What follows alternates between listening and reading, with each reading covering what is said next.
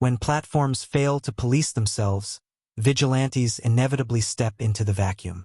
In VRchat, this has manifested as a booming subculture of self-proclaimed predator hunters.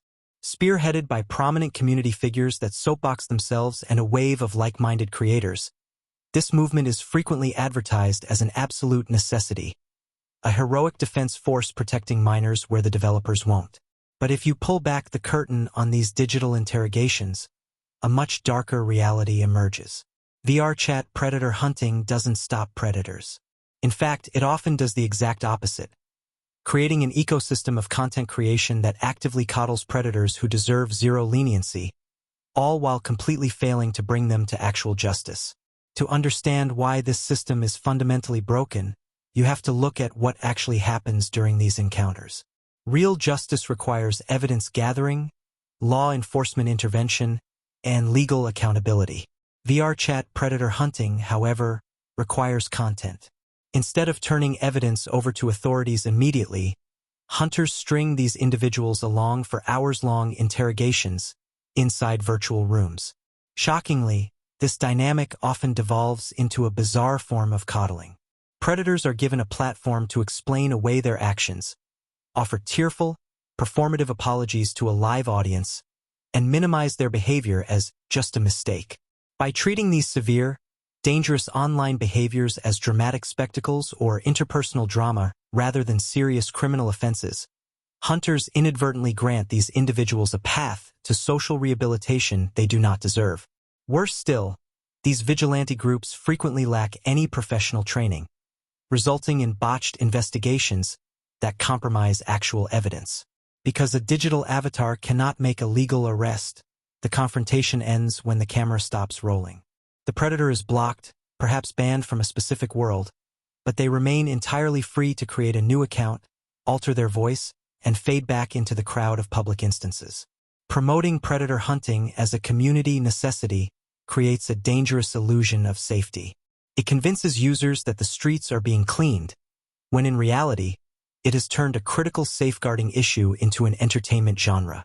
True accountability doesn't happen in a custom VRchat world for YouTube views or Twitch clout. By treating predators as content rather than criminals, these groups aren't solving the problem. They are merely giving the worst corners of the internet a stage to excuse the inexcusable. Instead, VRchat predator hunting has become an entertainment genre. And like any entertainment genre, it thrives on one thing: easy views. The most damning proof of this is the phenomenon of the recycled target. Across the community, multiple YouTubers and streamers have been caught in a loop, recording, confronting, and uploading videos about the exact same individuals they supposedly caught months or even years prior. Think about what that actually means. If a predator hunter successfully exposes a target, but that target simply logs back onto a new account, stays on the platform, and gets caught by the same content creator a second, third, or fourth time, the hunter has fundamentally failed. They didn't protect anyone. They didn't make VRchat safer. They left a dangerous individual active in the community. But from a metric standpoint, it's a goldmine. A recurring villain means a recurring storyline.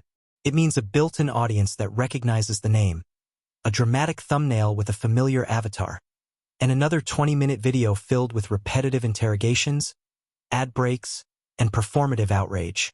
These hunters don't want a permanent resolution because a permanent resolution means losing their most profitable content subjects.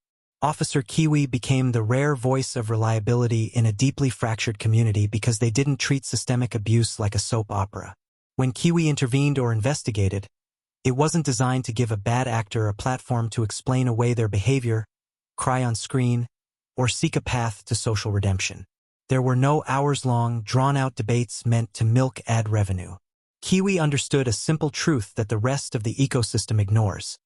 Severe online harassment, exploitation, and predatory behavior require immediate, unyielding consequences, not a YouTube thumbnail. While other groups effectively build businesses around the continued existence of these individuals, Officer Kiwi focused on real resolution. They utilized the platform's actual reporting mechanisms effectively, worked meticulously to permanently isolate harmful individuals from vulnerable communities, and prioritized the tangible safety of users over corporate or digital entertainment. They didn't engage in the cycle of catching and releasing the same people just to farm another episode for a channel. Ultimately, the phenomenon of VRchat predator hunting exposes a cynical truth about the modern metaverse. A space built for infinite connection has instead been twisted into a coliseum. When creators reduce severe, real-world exploitation into algorithmic entertainment, they aren't fixing a broken system, they are capitalizing on it. True safety cannot exist in an environment where justice is measured in views, and predators are treated as content rather than criminals. Until the community demands systemic accountability over performative drama, these hunting grounds will remain exactly that. A place where the vulnerable are used as bait, and the pursuit of clout replaces the pursuit of justice.